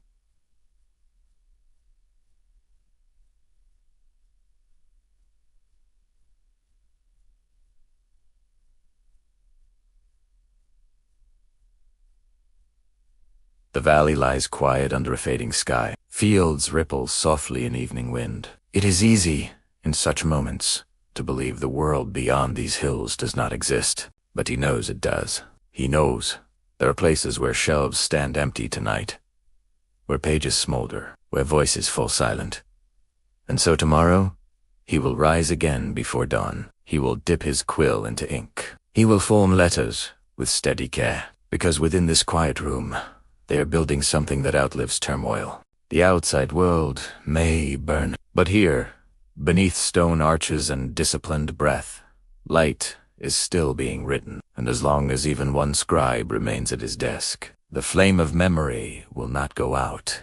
The warning comes not with shouting, but with urgency carried in tired footsteps. It is late autumn when the messenger arrives, cloak dusted with road and wind, breath visible in the cooling air. He kneels before the abbot in the courtyard, speaking in low, steady tones. There has been unrest again, not rumored this time. Closer. A monastery 2 valleys away has been plundered, not burned entirely, but broken open. Doors forced, storage chests emptied. Manuscripts taken perhaps for ransom, perhaps for their jeweled covers, perhaps simply for destruction. The novice stands at a distance, unable to hear every word, but he sees the change in posture among the elders. Stillness, sharpening. That evening, the bell for prayer sounds as always. Voices rise and chant. Candles flicker gently along chapel walls. But beneath the calm, there is movement. After Complan, a small group gathers in the Scriptorium. The novice is among them now, no longer merely an observer, but a trusted hand. The senior monk speaks softly. We prepare. There is no panic, no hurried scrambling. Preparation, in this place, always carries dignity. The shelves lining the scriptorium walls hold decades of labor scriptures. Commentaries, histories, letters, medical treatises. Some are common texts, copied widely across Christendom. Others are rare, unique, irreplaceable. The monks know which are which. The novice moves carefully between shelves, lifting volumes as directed. The most precious manuscripts are wrapped in linen and placed into sturdy wooden chests, stored beneath the floorboards, hidden compartments crafted long ago for just such a moment. The action feels surreal. He has spent years creating these pages, illuminating them, aligning, breathing over them as ink dried. Now he must imagine losing them. Outside, wind moves through trees with restless motion. The valley seems too quiet. The next morning, work continues, but differently. Instead of copying new texts, the scribes focus on duplicating the most vulnerable manuscripts, those with only a single known copy within their walls. The rescued manuscript from the neighboring abbey lies open once more. Its ink has faded slightly from dampness, but its words are still legible. 3 scribes now work simultaneously, each copying separate sections to speed the process. The novice feels the weight of urgency, but the rhythm remains controlled. Haste, here, would betray the very purpose of preservation. They move faster. Yes, but never carelessly. Days pass. Messengers arrive with conflicting reports. Some say the unrest has shifted in another direction. Others suggest traveling bands move unpredictably. The monks do not speculate aloud. Te y prepare. One evening, as twilight deepens earlier than expected, distant smoke appears along the horizon. Not the gentle smoke of harvest clearing. Thicker. Darker. The novice sees it from the tower where he has been sent to assist in securing storage. His breath catches briefly. The smoke lies miles away, but close enough to remind him of vulnerability. He descends quietly and returns to the scriptorium. The scratching of quills continues. Candles burn steadily. The senior monk glances up only once. "We continue," he says, and they do. There is something profoundly steadying in the act of copying during uncertainty. Ink forms letters. Letters form words. Words carry memory. Outside events swirl beyond control. Inside, lines remain straight. That night, the most valuable chests are moved discreetly into the monastery's stone cellar. A cool, dry space beneath thick foundations. The novice helps carry them. They are heavier than expected. Not because of gold or jewels, but because of thought. Because of centuries held between covers. As he lowers one chest into place, he rests his palm briefly against its lid. He does not pray for safety of stone walls. He prays for survival of what is inside. The next day dawns with uneasy quiet. No riders appear on the road. No shouting echoes through the valley. Only wind and birds. By midday, a messenger arrives with calmer news. The unrest has shifted westward. The smoke seen the night before was from a village granary fire. Tragic, but not invasion. Relief moves through the monastery not loudly, but perceptibly. Preparation eases. Chests remain secured, but urgency softens. The novice returns to his desk. He dips his quill into ink. His hand feels steadier than ever. Something has changed within him. He understands now, in a way he did not before, that preservation is fragile, not theoretical. Real. The manuscripts he writes are not guaranteed survival. They endure only because someone chooses to guard them, to hide them if necessary, to carry them across fields under cover of night, if required. The thought does not frighten him. It strengthens him. Weeks pass without further disturbance. Autumn deepens into winter. The chests are gradually returned to shelves. Life resumes its familiar rhythm. But the novice no longer sees the scriptorium as sheltered from the world. It is connected to it. What happens beyond these hills matters deeply within them. He realizes that saving a library is not a single dramatic act. It is a daily one. Every time he writes carefully, every time he copies faithfully, every time he ensures there is more than one version of a fragile text, preservation is multiplied through patience. One manuscript becomes two. Two become three. Three travel to different valleys. And even if one is lost, the others endure. On a quiet evening, as candles glow gently against stone walls, the novice walks slowly between the shelves. He runs his fingers lightly across bindings. He feels gratitude not for safety alone, but for responsibility. The world beyond the monastery may tremble at times. Fires may rise. Walls may fall. But here, in this room of parchment and gold, they have chosen to guard something invisible and enduring. Not wealth of coin, but wealth of memory. And as long as even one manuscript remains safe, there is a quiet moment. When a manuscript stops growing, no more blank pages wait at the back. No faint guidelines remain to be filled. No unfinished initials rest in pale outline. The work is done. It has taken years, not continuously. Seasons have shifted. Other texts have passed across desks.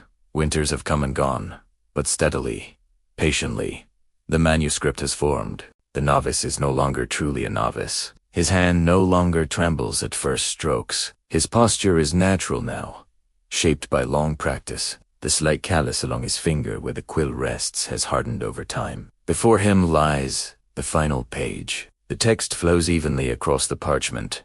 Disciplined lines, shaped by breath and muscle memory. In the margins, vines and figures, curled with quiet grace. Gold leaf catches the afternoon light, glowing softly. He writes the final sentence. The last word settles into place. He pauses, not because he doubts the stroke, but because he recognizes the moment, the scratching sound that has accompanied this manuscript for so long. Falls, silent. Around him, the scriptorium continues its gentle rhythm. Other pages are being born. Other letters take shape, but at his desk, Something has reached completion. He sets the quill down carefully. He reads the final paragraph. Once more, lips moving slightly, but soundless. The Latin flows cleanly.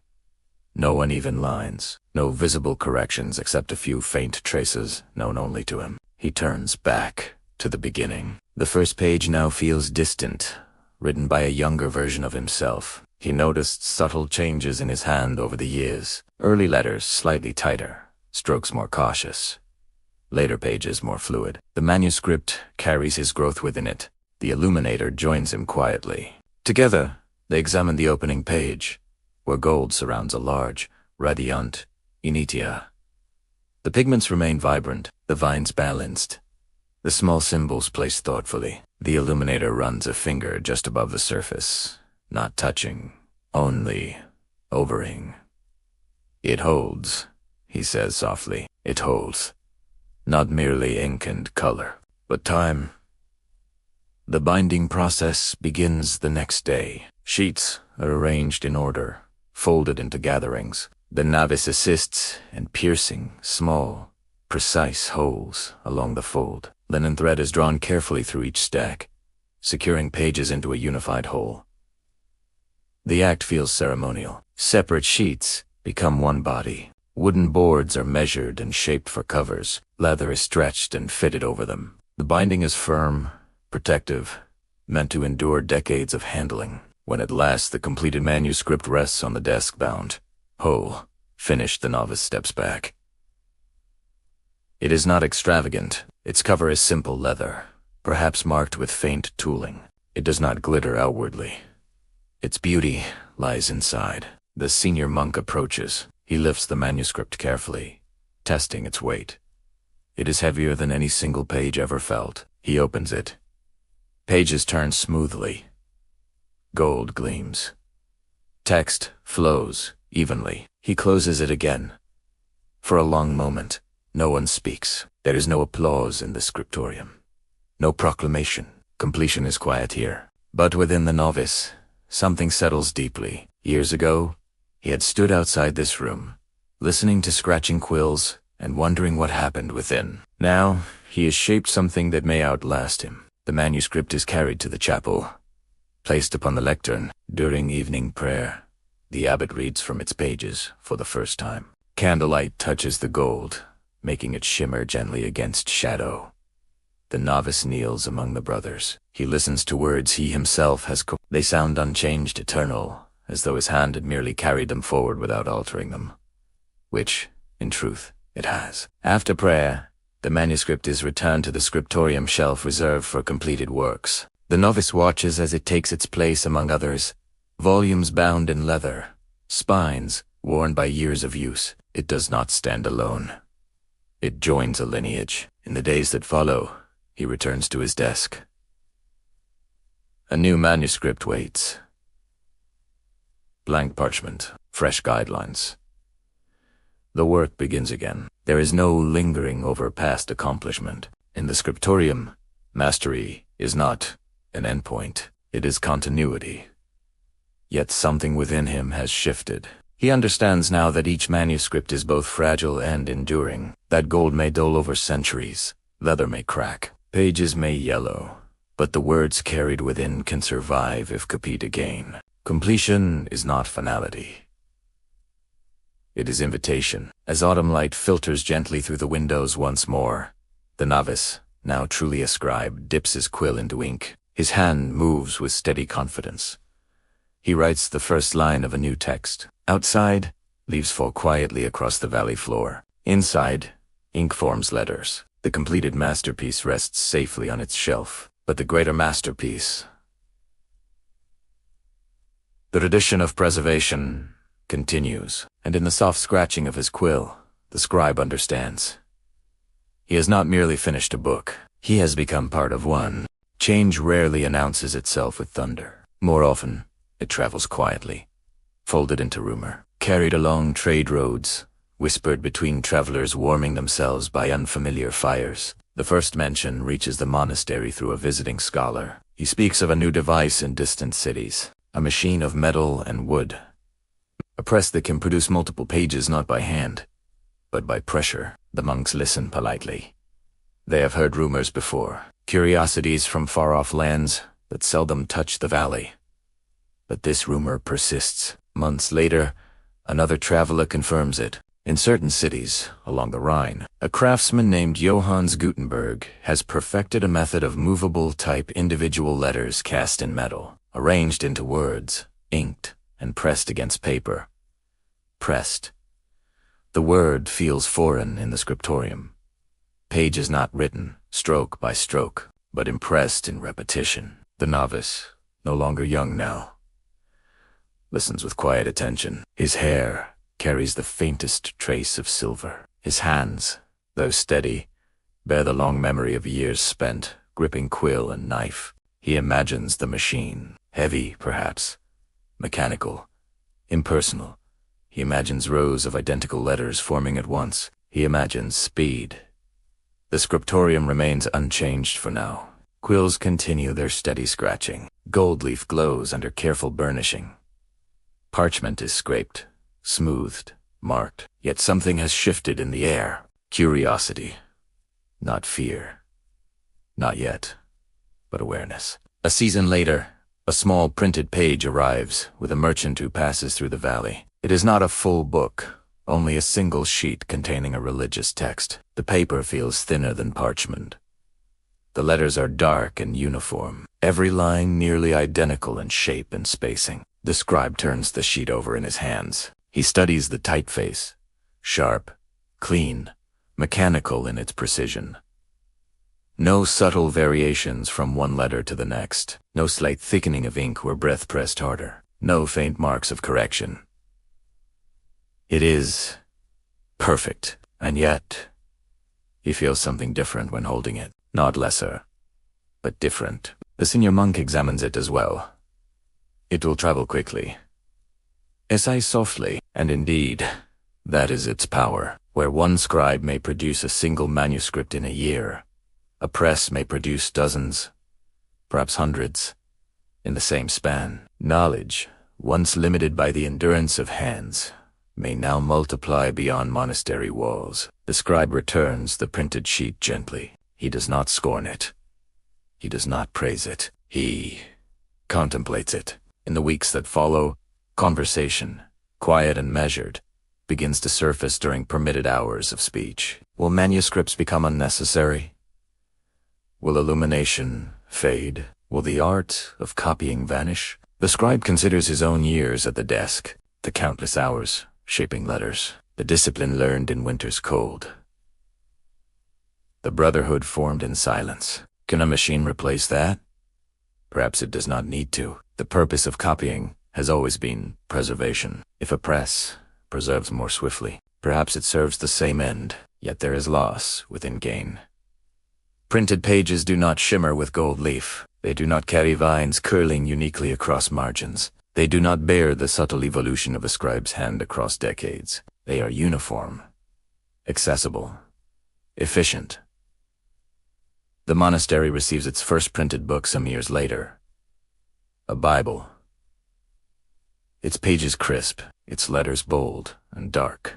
It is impressive, revolutionary. The monks gather around it quietly. The scribe runs his finger gently across a line of type.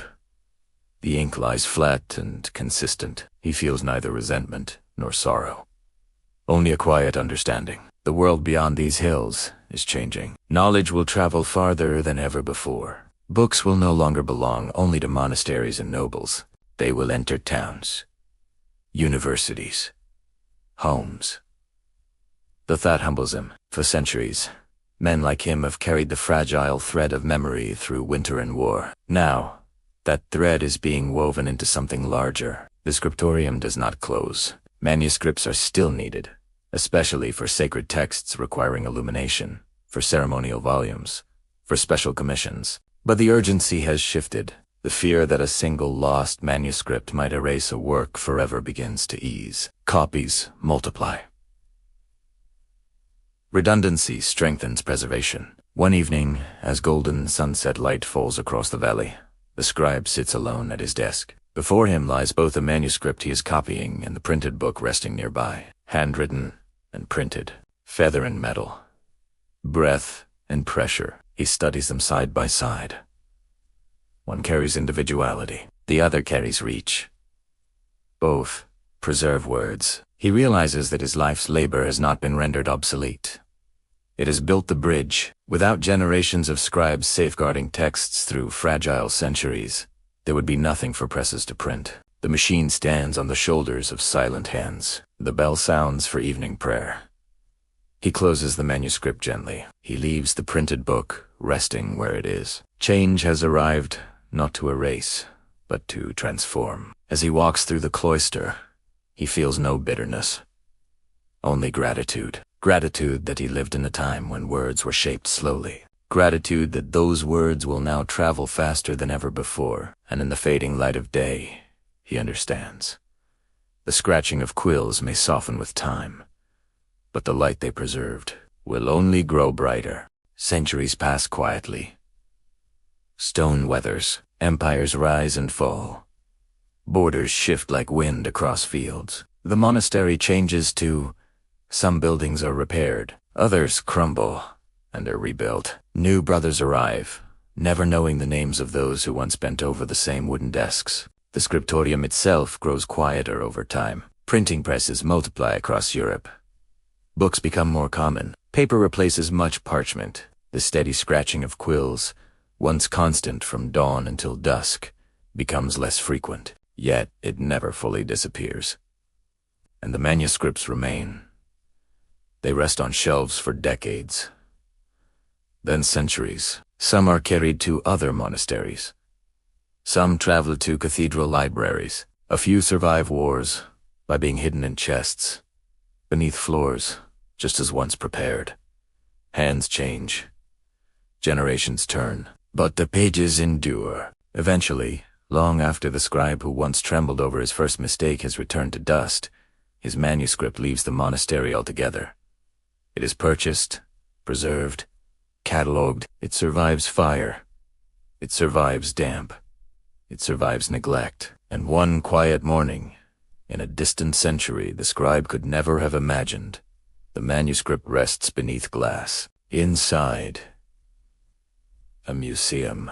Perhaps in a place like the British Library in London, or the Bibliothèque Nationale de France in Paris, or another grand archive, where climate is controlled and light is measured carefully. The room is bright, not with candlelight, but with soft electric glow. Visitors move slowly between displays.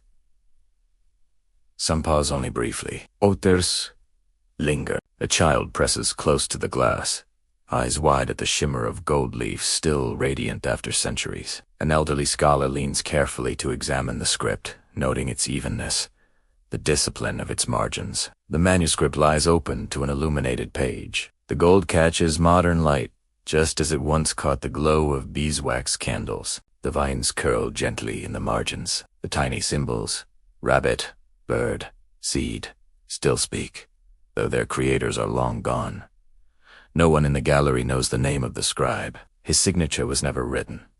His story was never recorded in ink, and yet his hand is there. In every stroke, in every carefully scraped correction, in every steady line that survived winter and unrest. A placard beside the glass describes the manuscript's origin. Late medieval monastic production. Unknown scribe. Unknown, but not lost. The light that guided his quill now illuminates the page from above, soft and precise, designed to preserve pigment for generations more. Outside the museum walls, the world moves faster than ever. Information travels instantly across invisible networks. Words appear on glowing screens and vanish with a touch. Millions of books exist now. Billions of pages. Knowledge no longer depends on a single fragile copy. And yet, when a visitor stands before this manuscript, something slows. They lean closer. They notice the uneven texture of parchment. They see how each letter varies ever so slightly. They recognize the human presence within the page. In a world of perfect replication, imperfection feels intimate. The manuscript does not shout, it whispers. It carries within it cold mornings in a stone-walled room. The faint scent of oak gall ink. The sound of quills scratching in harmony. The warmth of a brazier in winter. It carries brotherhood, patience, discipline. The scribe could not have imagined electric light, or climate-controlled bolts, or scholars analyzing pigment composition with microscopes. He simply dipped his quill into ink. He steadied his breath. Wrote, back in the quiet valley where the monastery once stood. Perhaps now in ruins, perhaps restored, wind still moves through grass. Snow still falls in winter. Spring still softens stone. Time flows onward, but somewhere, beneath glass and gentle light, his manuscript rests open, alive, preserved not only in material form, but in meaning. The final truth becomes clear. The scribe's work was never about ink alone. It was about continuity, about carrying thought across fragile centuries, about believing that words mattered enough to be written carefully. As evening falls outside the museum and visitors drift away, the lights dim slightly. The gold leaf still glows faintly. The page still breathes quietly in still air. And if one were to lean close enough beyond the glass, beyond the centuries, one might almost hear it again. The soft, steady scratching of a quill, unhurried, unbroken, enduring. And so, the scratching of quills fades into history. The stone walls grow quiet. The candles burn low. The monks return to dust. But the words remain. Centuries have passed since those steady hands bent over parchment in cold winter light. Kingdoms have risen and fallen. Printing presses have thundered. Screens now glow where candles once flickered. And yet, beneath glass, in libraries and museums, their pages still shine. Gold still catches the light. Ink still holds its shape. Margins still whisper in curling vines and careful symbols. We do not know their names, but we live in the world they helped preserve, because somewhere, long ago, someone believed that words were worth saving, one letter at a time. Thank you for walking quietly through history with me tonight. If you'd like to continue exploring the hidden rhythms of the past, you're always welcome here. Until next time, sleep well, and let the silence keep its stories.